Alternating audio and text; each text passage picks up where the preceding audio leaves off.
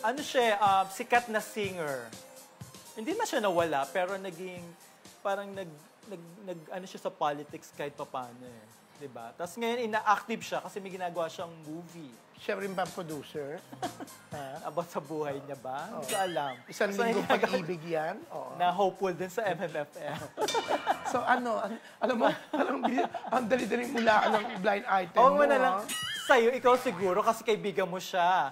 Pero yung mga... So anong blind item? Alam mo, napakabait ng tao yan. Mabait siya. Daming tinutulungan. Actually, alam mo, bumili yan ng dialysis machine para makatulong sa mga nagda-dialysis. Oo.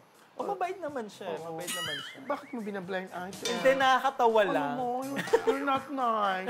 She's so nice. Sa'yo? Ang dami niyang tinutulungan. Hindi, eto na lang. Diba dapat love, love, love na lang? Huwag mo na lang pangalanan. Ayun na lang may tutulong. Ano ba yung blind item mo?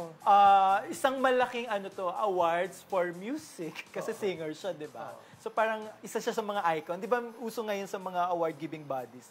Yung magbibigay ng icon awards, ganyan-ganyan. Sa mga batikan, mga ganyan. Parang sinasabi mo, matanda. Nag-start siya 70s, late 70s or 80s. Saka meron siyang title, June. Icon siya talaga ng OPM. Natandaan ko tuloy yung sinabi ng isang wala kasi siya, dati binigyan siya ng award na yun. Wala siya. Wala raw siyang pambili ng award na yun, sabi ng isang pang singer. Yan yung blind item mo? Hindi, iba.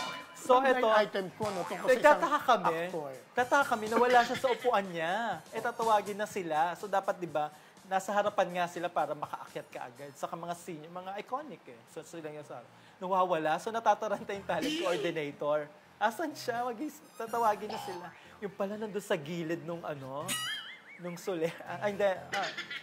Soler. Newport Performing Arts, sa gilid ng stage. And dilim-dilim doon, di ba? Nagre-retouch. So, siya? So, paano nyo nakikita yung So, kinakapakapalan niya. Pati yung makeup niya, kinakapakapalan. So, yung kakapamay, dilim-dilim dito. Paano siya? Wala siyang ilaw, kahit sa cellphone. Mahilig talaga mag-research si Imelda Papin. Oo. Sino yan? Kala ko naman, napakatindi ng iba blind item mo. Si Imelda Papin yan. Hindi, ganun katalas yung mata niya. Wala siyang salamin, wala siyang ilaw, kahit cellphone. Pero tama ba ang hula ko? Hindi ko sasabihin. Naku, pero napakabait yung Imelda Papin, bumili ng sariling dialysis machine. Hindi ko na alam kung ilan. Para saan? Doon sa Bicol? Hindi, dito yan. May mga tinutulungan siya. Libre pagpapadialysis. May movie siya, di ba? May movie rin siya. Loyalista ba yan? Na ang gaganap si Claudine Barreto bilang siya. Actually, anak niya rin yata, di ba? Hindi ko alam.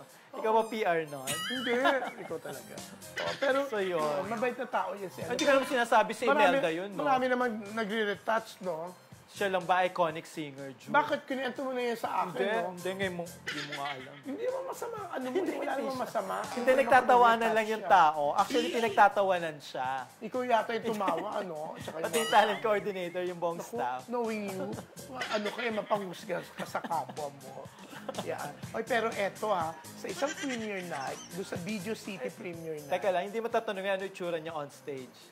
Ano, patse-patse na? Ano ko ba patse? Kaya mo na. Naman, hindi, parang di pa. Okay lang sa kanya yan. Basta mabait siyang tao. Basta hindi mo kilala. Huwag mo sabihin. Hindi, no? Yun ang hula ko, no? Anyways, eto na.